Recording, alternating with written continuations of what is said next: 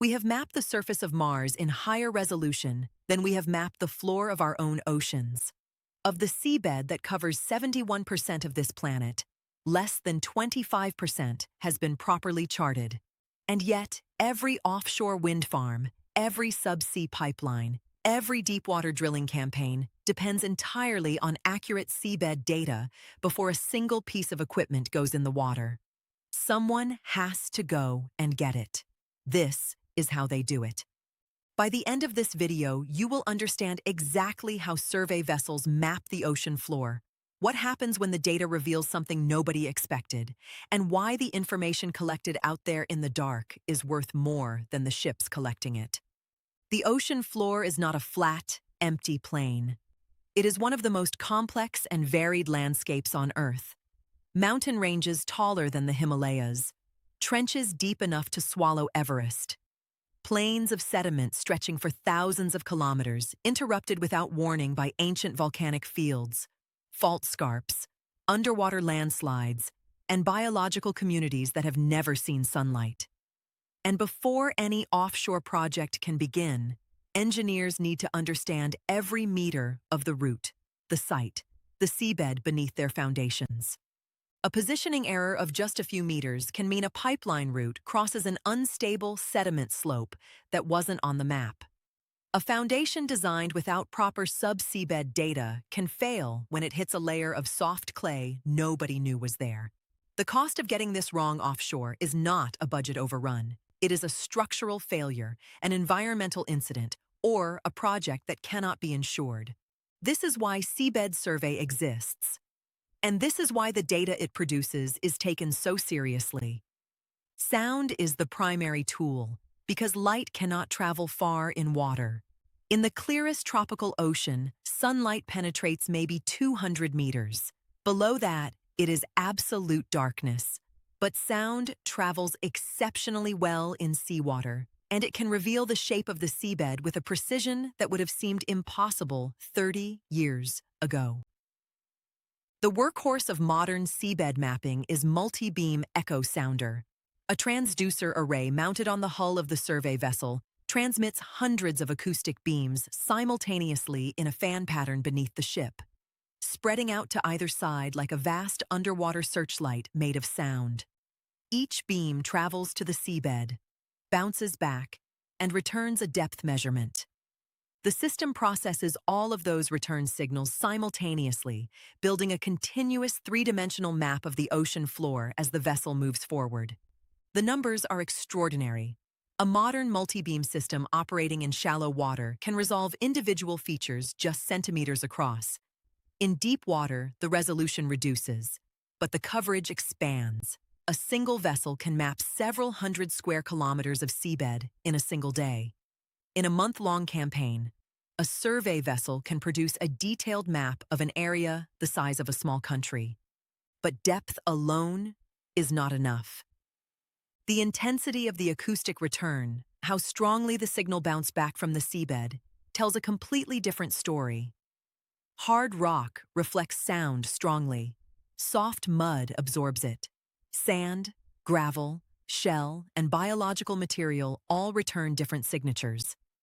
This backscatter data, displayed as a kind of acoustic photograph of the seabed, reveals features that a depth model alone would miss entirely. Boulders that would destroy a pipeline plow. Scour marks around existing infrastructure that signal dangerous current activity. Anchor drag trails from vessels that have crossed the area for decades. Shipwrecks. And, in the North Sea, with troubling regularity, unexploded ordnance.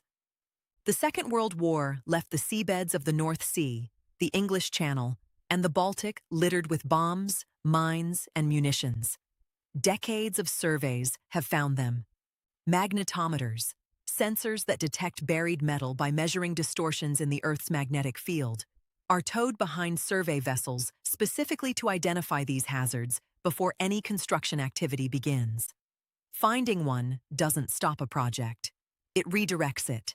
But missing one and driving a steel pile through it is not a recoverable situation. Below the seabed surface, sub-bottom profilers go deeper still.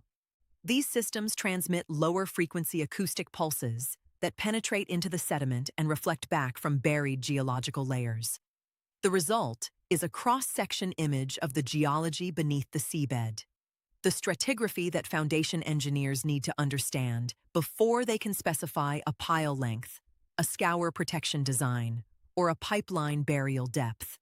In areas of shallow gas, pockets of methane trapped in the sediment, the sub-bottom profiler is the only tool that will detect the hazard before a drill bit or a pile driver hits it.